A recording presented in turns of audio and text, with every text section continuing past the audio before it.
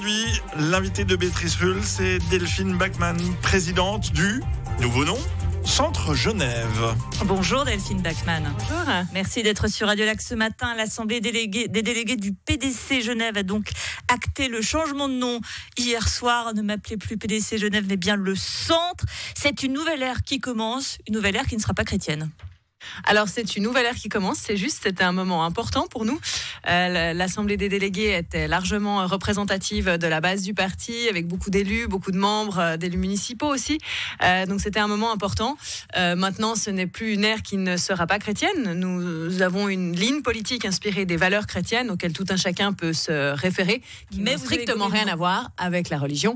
Mais dans le nom, la référence était pour le commun de la population, trop axé sur la religion et faisait probablement fuir des électeurs potentiels. Donc la démarche a été entamée il y a déjà 2 ans au niveau national, puisqu'on a un potentiel électoral estimé à 5-6% de plus, avec un nom, disons, qui ne fait plus référence à la religion. Un potentiel électoral qui pourrait augmenter encore plus, puisque vous avez également acté hier une fusion, ou plutôt englobé le PDC. Le Centre devient le parti de l'ambition, dites-moi Delphine Bachmann.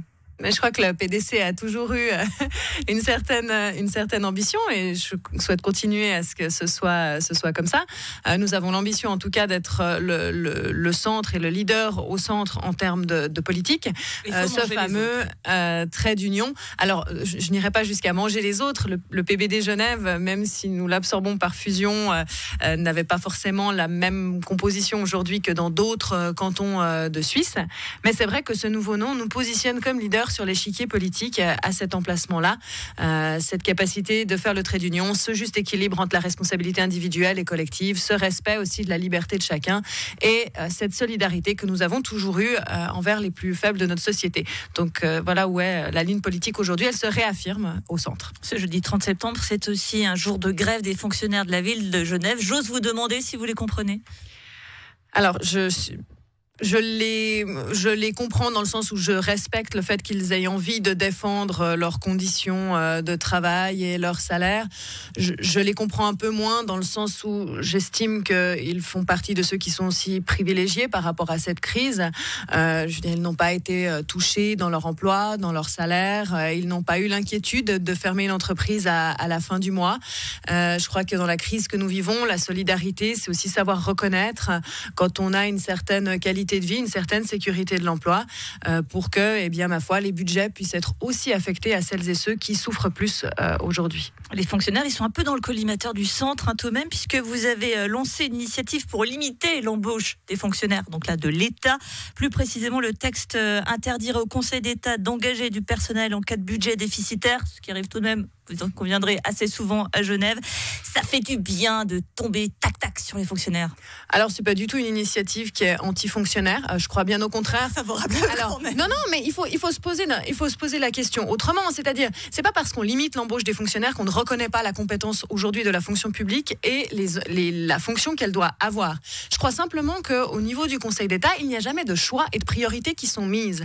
Donc, c'est systématiquement des dépenses qui se cumulent, en fait, sans réflexion et sans priorité. Et ça nous pose un problème. Et ça fait des années et des années qu'on demande ces réformes structurelles, mais on a des résultats qui sont au mieux maigrissimes.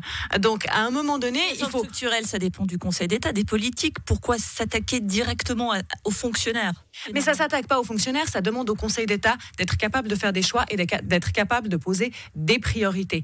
On assimile toujours que pour avoir plus de qualité, il faut plus de quantité. Mais c'est faux. Aujourd'hui, c'est pas parce qu'on a augmenter on a toujours augmenté largement plus que la population les postes dans la fonction publique. Est-ce que pour autant aujourd'hui le citoyen est mieux servi? Est-ce que pour autant aujourd'hui le citoyen a accès à plus de prestations ou à de meilleures prestations?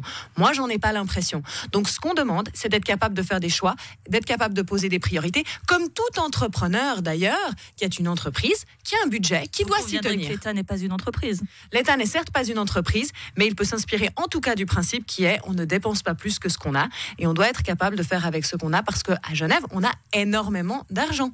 Donc, on a une masse budgétaire qui est très importante. Donc, est-ce que à l'heure actuelle, tous les projets sont nécessaires? Est-ce qu'on ne peut pas s'appuyer plus sur les communes? Est-ce qu'on ne peut pas appliquer plus aussi le principe de subsidiarité, travailler avec le milieu associatif.